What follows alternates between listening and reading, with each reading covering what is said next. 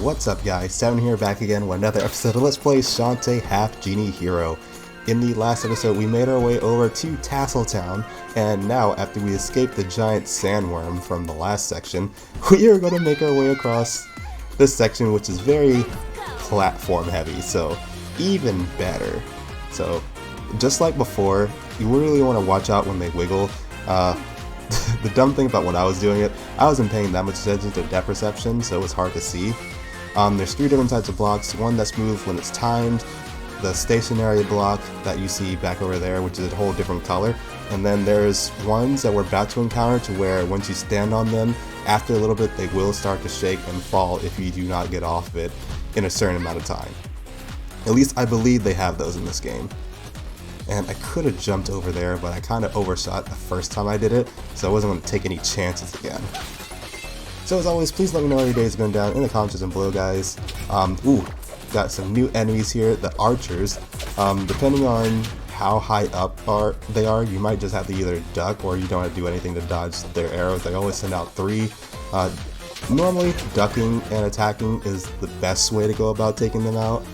And I believe they have chances of dropping the monster egg item. I don't know why I did that.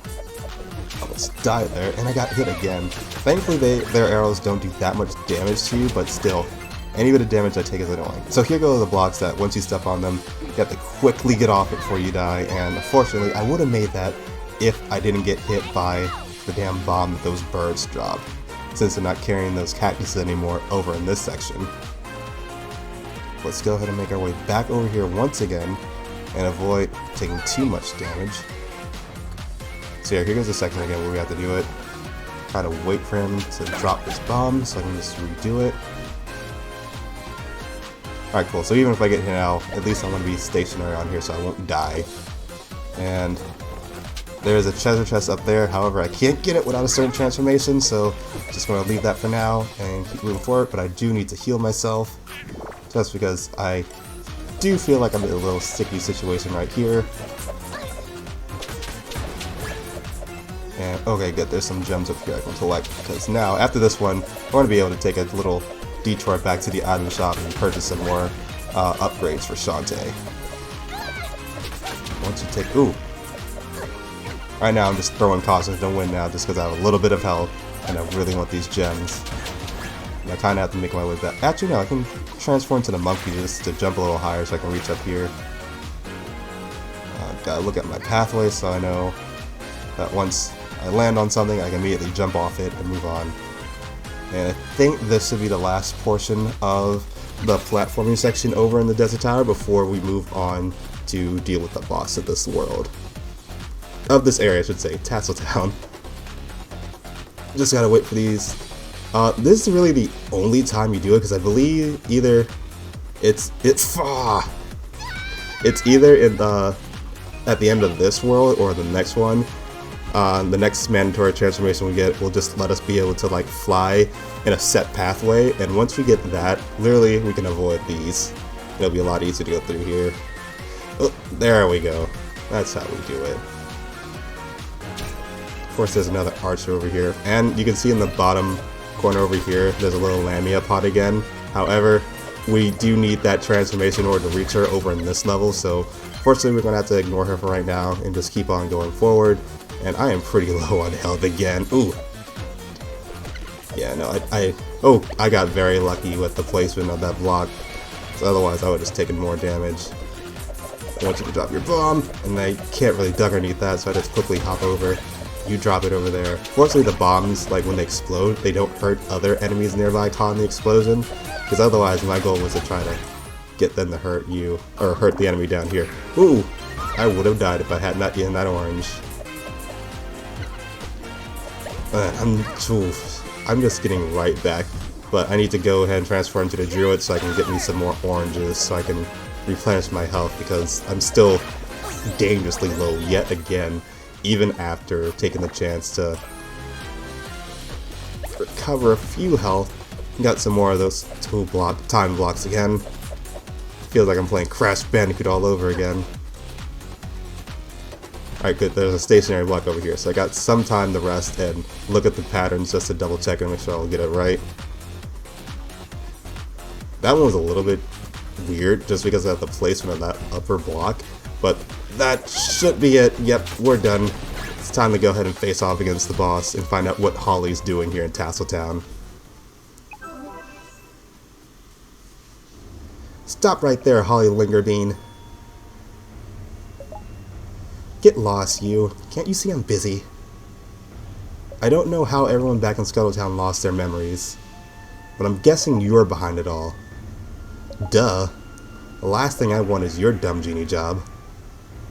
So it was you. Snort, okay, I'll level with you. You see, I'm not really a half-genie at all. Okay then, what exactly are you?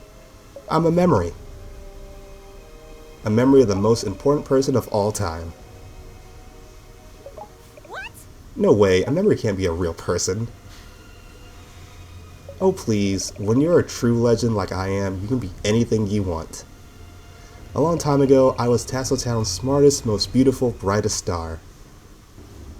I was summa cum laude, homecoming queen, and Miss Tasseltown 3 years running. Okay. I was adored and celebrated with tributes, paintings, statues, and books all about me. Sigh, sometimes even I don't know how I got to be so amazing. But then the stupid town was destroyed by a stupid sandstorm that lasted for hundreds of years. So lame. The memory of me was almost lost. Fortunately, I ran into Wilbur. Wilbur! Here, boy.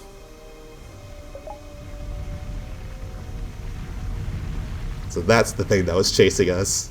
Whoa! It's that enormous worm again. Wilbur is a rare species of titanic cephalopod that feeds on neurotransmissions. Pretty cool, huh? Anyway, I realized that in order to remain the strongest memory, I simply needed to eliminate all other memories by feeding them to him. So as long as your friend, as long as, oh my, you know what? I'm done. I could not keep up reading anymore. It wasn't even a difficult line. I just got tripped up by the phrasing of it. You're a monster. Oh well. Since I can't seem to penetrate your dumb genie brain, I'll have to resort to something a lot more messy. Wilbur, Smasher. Alright, so, boss number 3, Wilbur, Devourer of Memories. Destroy the worm. Alright, so we just want to avoid his little eyeball attacks for right now until we're able to get some ammunition for these cannons that are over here on the side. And as you can probably tell by the raining meteorites that he sends out, it's going to be this glowing red one over here. So let's go ahead and just whack with our hair over to the next available one, and then we want to stand over on these switches right here. So it took me a bit just to get it back in my head again, because I see them coming up and like, oh wait, I have to stand on this, don't I? So we just stop, it's already loaded, and then it'll shoot out to his eyeball, and at that point the eyeball is going to launch out of its socket somehow, and what we want to do is go ahead and whip it every time it comes around. It will like get a little bit faster and whatnot, and it's not like if you just continuously keep whipping it you'll be able to hit it. You have to kind of time it just a little bit, and even though like numbers aren't appearing, we are doing damage to him by attacking his eyeball.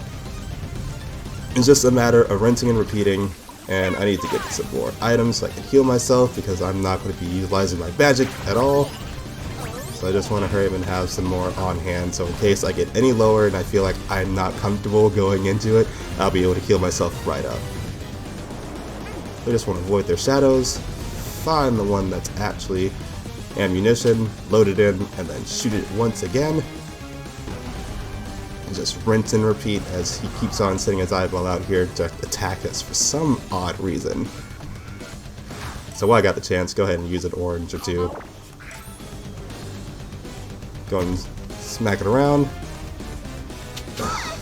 This part I could do a lot better. I believe there might be some achievements by beating the bosses without taking any damage, because I know that's definitely a thing in Risky's Revenge that I managed to do for some of them. I didn't do it for the last one, but I did it for literally everyone else but that last one, just because I could not deal with the stress of dealing with that. But that was a long time ago. That was back when I was in college. Ooh, that was back in like 2012, 2013 I first played that game. It was weird. It was fun though. It was when I was playing it on my laptop, bought it through Steam, whenever I had a chance in between classes, because it was like when I had a late night class. So this is the fondest memories I have of this game in particular. Not this one, but the whole series of playing that game on my laptop in the computer lab at night, waiting for my class to either start or getting ready to end, so I can go home for the night. So yeah, I don't know why I felt the need to share that right now. After playing this, talking about it again, it's bringing back memories, and I could not hit this damn thing worth shit right now. And I already need to heal up once again. As you can tell, I'm not perfect at this game. I just know how to play it. I know when I need to heal, and I know how to collect shit, so it's a pretty fun game. I highly suggest you guys try it. I know my friend Garrett was getting into the series as I was leaving to go into the military, and when I went to go see him over the winter break, my winter little break, I saw that he was playing this, and he was literally at this part like, oh, I remember this, and I really wanted to just take the controller and play it myself, but I was like, nah, let him do it. But anyway, that's the end of Wilbur, and now we should be getting another transformation after this.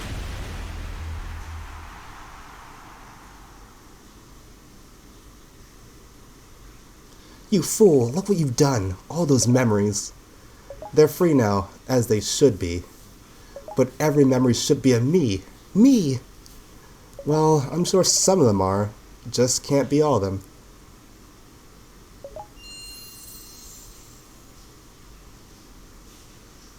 How dare you say that? I'm unforgettable. I'll show you.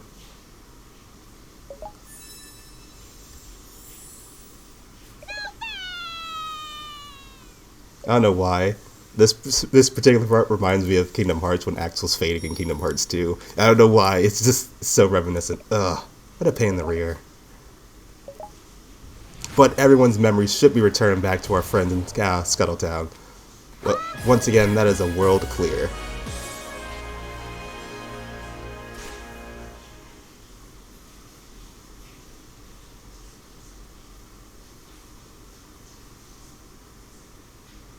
Daughter of the Genies, welcome to the Genie Realm. Go ahead and take this new transformation. I think this is the elephant one. Yep, we got the elephant dance. So we use this power and press the Y button to transform into it, and as an elephant we can go ahead and smash these blocks that are in our way before that we couldn't in previous levels. So with that, we can now go back and find some more things, which I will be going over probably before we head on to the next world. Actually, I'm definitely sure we're going to be going into it, because at this point we have a bit more abilities that we didn't have prior, so we can get to more things now. So Holly was behind all this. I suspected she was a memory vampire all along. Poor Holly. All that time and she never understood. Our true legacy isn't what's written in the history books, but of the hearts of those whose lives we touched. Well said, Softy. I'm not soft, I just have one foot in the grave, that's all. I still don't know how I'm going to explain all this to the mayor. He'll probably forget about it. Come on, we should make sure everyone's okay. Well, now, with that behind us, I can finally get back to work. Now, where was I? Right, according to the blueprint, I need opposing shards to create a balance of positive and negative energy above the magnetic poles. Shards, as in dark magic and light magic? The instructions are explicit. I don't like the idea of messing around with dark magic, Uncle. When kept in proper balance, dark and light magic shouldn't pose a threat. Oh my god, with that little way I said that, but just in case we'll be extra cautious, okay? I guess so, Uncle. Now where am I supposed to find a dark shard? Let's go around town and ask around, see if we can find some clues about it. Gators, only creatures like that work for Techno Baron. The desert eagles are known to drop monster eggs, but Nagas drop them more frequently. The Nagas are the enemies that replaced the mermaids over in Mermaid Falls. See, a powerful relic was dropped in the sea near Main Street. I don't think we got that yet. There's a zombie standing over there. Oh, I know who that is. And I will get you your item soon. Search behind the eastmost wall of the factory. We can now that we have the monkey bullet. Hey, Snack Cakes, what's up? Don't call me that. Okay. So listen, I've always wanted to go to the big race with my brothers, but those two are dead broke. And big race? A raceway at Cape Crustacean. Bring me 2 tickets to the big race, and in return, I'll give you something nice. Roddy, why do you have to be so difficult?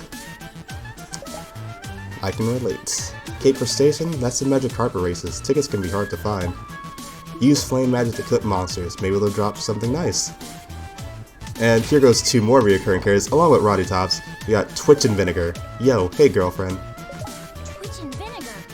You're ammo baron soldiers. Don't worry. We're not here to cause trouble. We're on R&R. Anytime we're assigned to a new station, we make it a point to sample the local flavors before things get ugly. So that just tells you something bad's about to happen. We heard the food here was to die for. I think there's a restaurant over on Main Street, but it's kinda on fire. No, not that fooey stuff. We're here to try the gator steaks. We heard there's some kind of reptile lurking in the dark caverns of Mermaid Falls, so this is what they were referring to just a little bit ago, what that little girl actually mentioned about how if you fry some enemies, they might drop something nice. And this is what I also brought up back in part 2, where we can use our fire magic in order to attack enemies to get certain items to drop. So I believe I picked up some fire magic, but just in case, I'm gonna double check. In fact, no, I have it right there in the top left. It says I have a fireball, but I think I'll go ahead and pick up. It doesn't matter which level of fire magic you have, anyone will do the job, but I'll just go ahead and get the second tier. And I want to go ahead and buy, I believe it was a magic bracelet, just so I can reduce my magic by half. Reduce my magic consumption by half, so I'm not wasting nearly as much. And that should be it for right now. I'll save to get the other stuff. Keep going. Alright, so I think it's about time I go ahead and start collecting some stuff. Since we can't really progress with the story until we go back and get some things for both Roddy and then Twitch and Vinegar. So, now that we're in Mermaid Falls, what I want to do is use my crab dance and come down over here, because there is another sunken soul over here that I'm going to need for later on. And there goes the Nagas that we were talking about before that can drop monster eggs and that replace the mermaids. So now that I have that, I can give that to that big Amazon lady that's been here for a while now and probably wants to go home. Let's see, now back over on this upper part with the monkey. There is a little area over here that I kind of ignored just because we didn't have the elephant dance yet. So now that we do, go ahead and knock it over to the side, go through this gate, and you're going to get our second tier transformations, and this one's going to be the Mermaid Dance. This lets us transform to a mermaid, which gives us more maneuverability in the water than what the crab dance will give us. So as you can see, we can freely move up and down, left and right, wherever, so it's like free reign of motion in the water that the crab did not give us. So now that we have that, let's go ahead and find the next thing that we need, because now with that Mermaid Dance, we're going to the water. And we can grab some things not only from here, but over in Main Street too. We can come down over here. I think there's like 2 sunken souls we can currently get, but there's a chest down over here behind the waterfall. I think it's a heart holder? No, it's a gallery key. Gallery keys are really important. It's really important that you get all those before the end of the game, because they will unlock a special trinket that's going to absolutely make the remaining bosses super easy. Anyway, now that I'm coming back up here, what I wanted to do was go... I think it's honestly just collecting coins right now, because we're still going to be a bit before we actually go and do any more stuff, so I'm kind of just collecting some money off screen to build up my funds so I can buy some more badges that we'll need. But anyway, I think this will be a good spot to end off the video. In the next episode, we'll continue on collecting the stuff we need in order to move on throughout the story. And as always, if you guys like the video, give the video a like, leave a comment, all those good things I normally say. And I'll see you guys in a part 5 of Let's Play Shantae Half-Genie Hero.